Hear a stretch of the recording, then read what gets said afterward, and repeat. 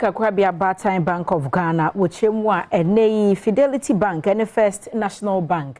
And Krata, dear dance, yes, a woman to me, D. Sikasa Huja, say Bia or Brunisika, bet me a quackasa, not be quite word mono. San Krata, no more adjacent, say, Honomo Bosume Bako, and Tem.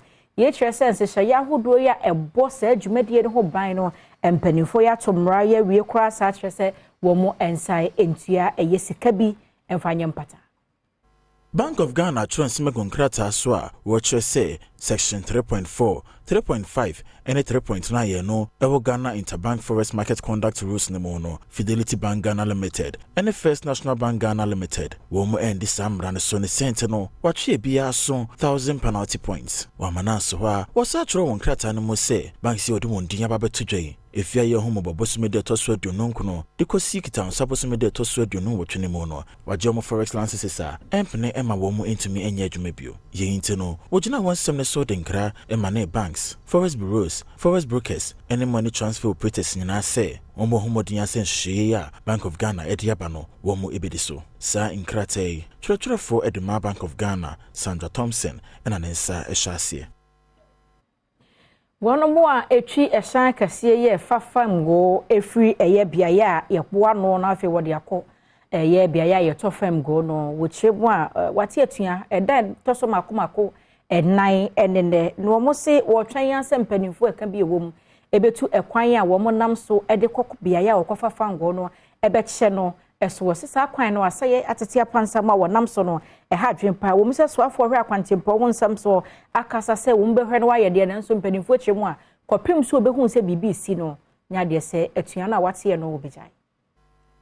And any day also na year tanker Shankafo ya wonum Adom Ghana National Tanker Drivers Association no edu wona de egu fom a we say wonye adwuma biom nyina agina say akwan a e free toll ekọ ya wokoye wonum adwuma no enye kura nenei so afọ hye akwan ho nsem so ene wonum ekọ akodi nkita ho se be ya agina ya wasie no obesesa wonum adwene Sunday Alabi vice chairman a Wada Tanker Drivers Association ano woni amane boni atwetwe nkomo. But if this how it's going to go, I don't think it's the best. Because what we are seeing now, we are not seeing any seriousness on construction. Because this is not how to do a serious job. Because what we are seeing, the sand there they are bringing, is not the quality sand. Because these are trucks that are passing here. They are not private cars that pass here. They are trucks. So if different materials will come different from this one, then fine. But if this particular material that they are going to use as you see behind me, I don't think it's the best. And then they cannot use only one machine to do this job. Because this is a 7-kilometer journey.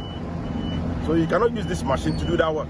Abraso afo a wo hwe akwan ho nsem so ekoduru honom no ya wone ekuoma edinkita ho no wono nsene nsem a wodi ti odwa no enie mi anta sa me di mani ehun no wo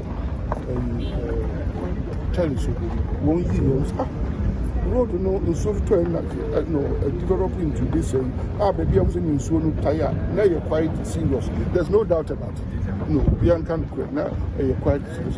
But you who the contractor was asked to repair those areas. Yeah, but those areas mean no, maybe I say remove bad material in clay soil in our tuning after at the crash rocks a go of filling those areas. And yeah, but you know, so that oh, yeah,